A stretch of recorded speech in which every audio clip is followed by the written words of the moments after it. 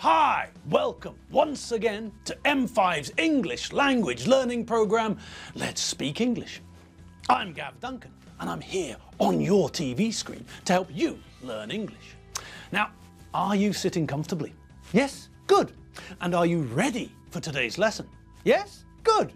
Okay, well let's learn English together. Thursday, people, it's Thursday. Yes, it's Thursday, and we're here in front of you on your TV screen. Hooray! So, are you all having fun? Did you all wake up this morning feeling refreshed and ready for anything? You did? Good. Good for you. And here we are. You still feeling good, and me. And I'm also feeling good too. Thanks for asking. Okay. So, we're all here, me and the crew, here in the studio. Adam's done his thing with the clapper loader. Chobba has wired me for sound. Juji, the brush, has worked her magic with a small brush and a mountain of foundation. Virag has found the file, opened the file, examined the file, and is now reading the file with one eye on the stopwatch.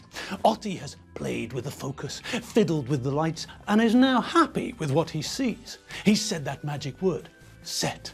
And Moddy has looked at the image on the funny TV monitor thing, and he's happy with what he sees too. So, in that case, there's just one thing left to do. Let's get started, shall we? Yes, let's! And here we are. Yes, we're back. Not from outer space, but from somewhere else. Somewhere closer to home. So, how are you all this afternoon? Is everything going well today? Did you get a good night's sleep? I hope so. And what about your morning? Was it a good morning? Did you wake up feeling refreshed? Did you make something nice for breakfast? Perhaps you cooked some eggs and bacon. And if you cooked eggs, then how did you cook them? Perhaps you had a boiled egg. A soft boiled egg, where you place an egg into boiling water, which is so hot that it's bubbling. And then, after a few minutes, I can never remember how long, but after a few minutes, you take the egg out of the boiling water, the water which is hotter than 100 degrees Celsius, and then you have to hold the egg under running cold water. So, we hold the egg under running water. We don't put the egg into a bowl of water, but we turn the cold tap on and, holding the egg on a spoon, for example, we run the water over the egg. We let the water pass over the egg. That way, for example, we do it so that we don't burn ourselves. Say, for example, that you're doing the ironing and you accidentally touch the iron. What happens? Well, you burn yourself, don't you? Your skin touches the hot, very hot iron and it burns your skin. It damages your skin with the heat. Okay, so when this happens, the best thing to do is to turn on the cold tap and let the cold water run over the burn. This takes away the pain and helps the skin heal. Okay, back to the boiled egg. So where were we? Oh yes, the egg is cooked. So we take the egg out of the boiling water and hold it under running cold water. After that, well, now comes the easy bit. We put the egg into an egg cup and then hit the top of the egg with a spoon to break the eggshell. Then we cup the egg on one side with the palm of our hand and cut the top of the egg off with a knife.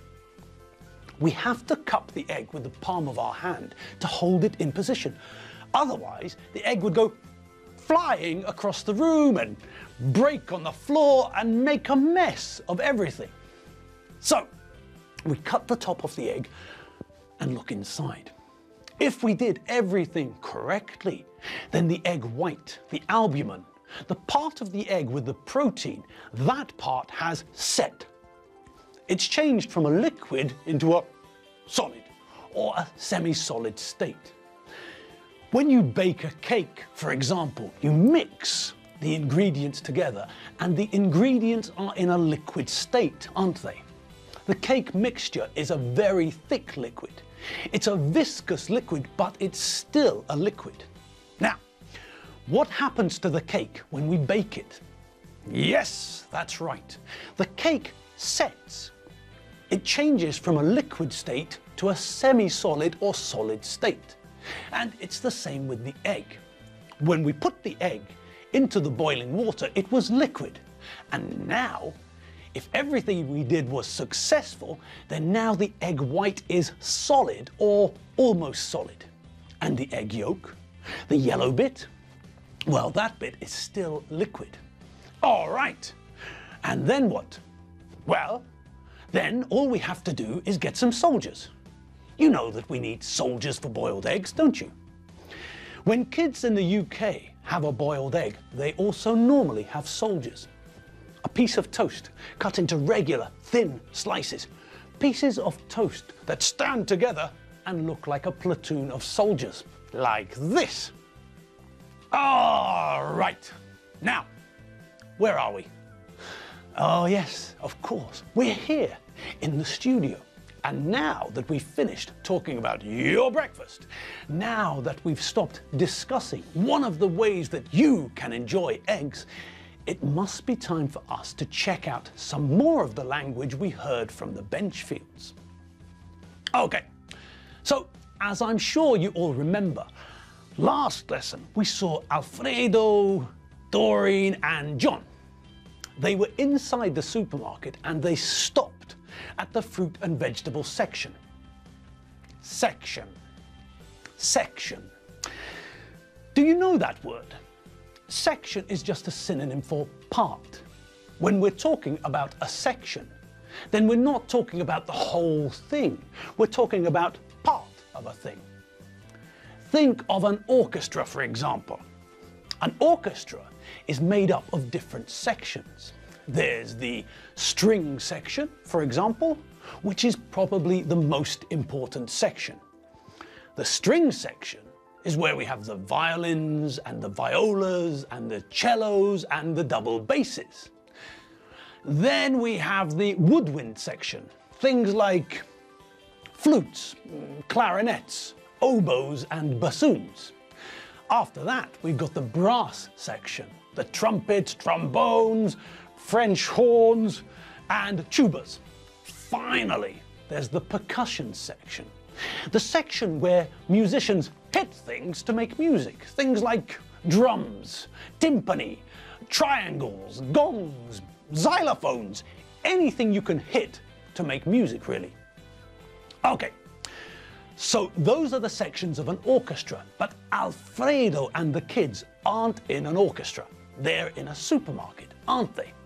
Yes, and the supermarket has also got sections, different parts of the supermarket. Together, all of the different parts make up the supermarket. But if someone works in a supermarket, they work in a specific part, in a particular section. When I worked in a supermarket when I was a teenager, I worked in the section with alcohol. It was called the wine and spirits section. We all know what wine is, don't we? Yes! Wine is an alcoholic drink made from grapes. Okay. And what about spirits? Well, spirits is the word that the British used to describe strong distilled alcoholic drinks. Things like whiskey, brandy, gin, rum. These are all spirits. Pálinka is a Hungarian spirit, for example. There are lots of restaurants and bars where pálinka is translated into English as some sort of brandy, but I think that's just silly. Why translate the word pálinka? If someone doesn't know what it is, then they should try it. Tell them that pálinka is a strong, alcoholic Hungarian spirit and let them try it. When we go to Italy, the Italians don't try to translate grappa, do they? No. And if we go to Greece, then nobody tries to translate ouzo, do they? No. If we ask what schnapps is, then people answer schnapps. Nobody tries to translate the word. there's no point. Explain what it is. Yes. Tell people which fruit it was made from. Fine. But why try to translate something which can't be translated? Anyway, fruit. The fruit and vegetable section. That's where Alfredo and 2 of his kids were the last time that we saw them. Now, there's another thing we need to look at. The word vegetable. Okay, now look at the word and tell me how many syllables you think it has. Hey, what was that you said? A syllable? A syllable? What's a syllable? What do you mean, what's a syllable? Good God! Have you forgotten already? Okay. A syllable, for those of you who've forgotten, like Citizen Smith here, is a sound in a word. Different words have different numbers of syllables. My name, Gavin, has got 2 syllables, ga and vin. The short name I normally use, Gav, has only got 1 syllable. The word anti-disestablishmentarianism has got, blimey, 12 syllables. Okay, now forget anti-disestablishmentarianism for a moment and think about the section of the supermarket where we last saw Alfredo, John and Doreen. Okay, fruit. How many syllables? 1. Correct. And what about the next word? This one. Okay. So what do you think? When you look at that word, it looks like it's got, what, 4? Is that what you think? It looks like that word has got 4 syllables, doesn't it? Yes. It looks like that, but it doesn't have 4 syllables. That word has only got 3 syllables. When we pronounce the word, we squash the middle of the word together. We don't separate the parts of the word, we squash them together. So it's not vegetable. No, it's pronounced vegetable. Vegetable. So there are only 3 syllables in the word. Vegetable. Easy. So we never ask, which vegetables do you like? We always ask, which vegetables do you like? Okay, now, where were we? Oh yes, Alfredo, John and Doreen were in the fruit and vegetable section of the supermarket, weren't they? And they were putting apples into their trolley, weren't they? But there was a problem, wasn't there? Yes, of course. With the bench fields, or at least when Alfredo goes shopping with the kids, there are always problems. Anyway, what other language did we hear them using last time? Were there any new or difficult things that we need to think about? I don't think there were there? There was one phrase which I don't think we've seen before. Alfredo said that something was a slip of the tongue. Now, what do you think that might mean? Well, for a start, what's a tongue? A tongue is the muscle in your mouth that you use to speak. If you don't have a tongue, then you can't speak. Normally, you don't stick your tongue out. It's rude to stick your tongue out at people. But sometimes, like for instance, when you go to see the doctor, say you've got a sore throat or something, then the doctor might ask you to stick your tongue out and say, ah, like this. In this case, it's not rude to stick your tongue out. The doctor wants you to move your tongue out of the way so that he or she can see into your throat. And we're finished. Yes, all good things must come to an end, and this lesson is no exception. We're at the end of the lesson. Today's revision session has come to an end, and it's time for me to head off home for a coffee. You lot have got to look after the dogs, the cat, and the parrot. They all need food, water, and exercise. So, hop to it, chop chop! I'll see you all tomorrow. And you all know what day tomorrow is, don't you? Yes, people, that's right. Tomorrow's Friday, so dancing trousers on. All right, have a great evening. See you all tomorrow. See you later. Bye.